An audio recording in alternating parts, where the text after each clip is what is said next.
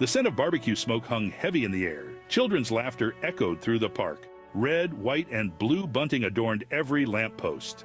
It was the 4th of July in Harmony Ridge, a town small enough that everyone knew their neighbors. Families spread blankets on the grass, eager for the fireworks display later that night. But first, the townspeople gathered for their annual tradition, a reading of the Declaration of Independence and a speech by a local figure. This year, Emma Miller stood at the podium. A beloved school teacher and amateur historian, Emma possessed a quiet strength and a deep love for her country. Her kind eyes held a twinkle as she looked out at her neighbors. She adjusted the microphone, her fingers brushing against the worn pages of her speech. A hush fell over the crowd as Emma began to speak.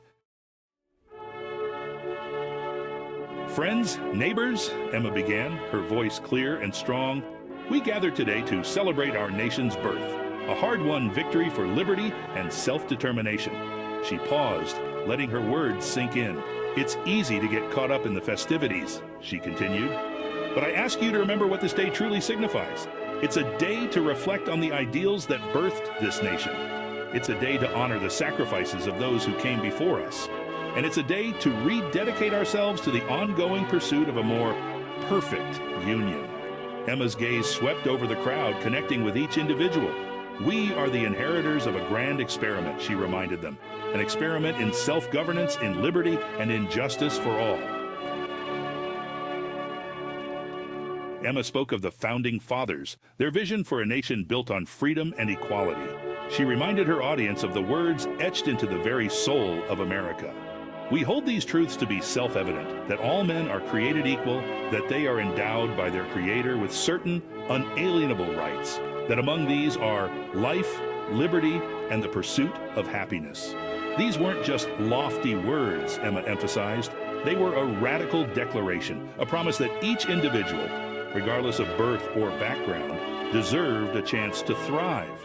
She spoke of the Constitution, a document designed to protect individual liberties and limit the power of the government. "Our forefathers understood the dangers of tyranny," she explained, "and they sought to build a system where power resided with the people." But Emma didn't shy away from the challenges facing the nation. She spoke of the bitter political divisions, the influence of big money in politics, and the media's role in shaping public opinion. "We live in a time of great discord," she acknowledged, "a time when it's easy to retreat into our own echo chambers, to demonize those who hold different views." "The Founding Fathers warned us about the dangers of factionalism," she said, her voice taking on a note of urgency. "They knew that a nation divided against itself cannot stand."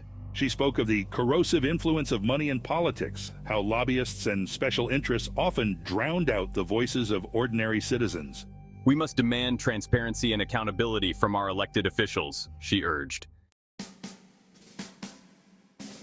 Emma reminded the crowd that America's journey had never been smooth. She spoke of past struggles, the Civil War, the women's suffrage movement, the fight for civil rights. Time and again, she said, our nation has been tested by division, by injustice, by those who sought to deny the promise of America.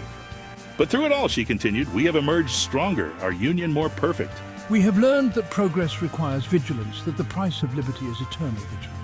Emma's voice swelled with emotion as she spoke of the countless acts of courage, compassion, and sacrifice that had shaped the nation. As Emma concluded her speech, a sense of hope filled the air.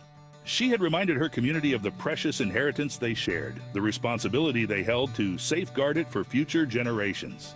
The future of our nation rests not on the shoulders of politicians or pundits, she declared, but on each and every one of us. Let us engage in respectful dialogue, even when it's difficult, she urged. Let us hold our leaders accountable, demanding they represent the interests of all Americans. Let us be the generation that heals the divides and strengthens the bonds that unite us. As Emma stepped back from the podium, the crowd rose to their feet, their applause echoing through the summer air. It was a sound of unity, a testament to the enduring power of Emma's words, a reminder that the pursuit of a more perfect union is a journey worth taking together.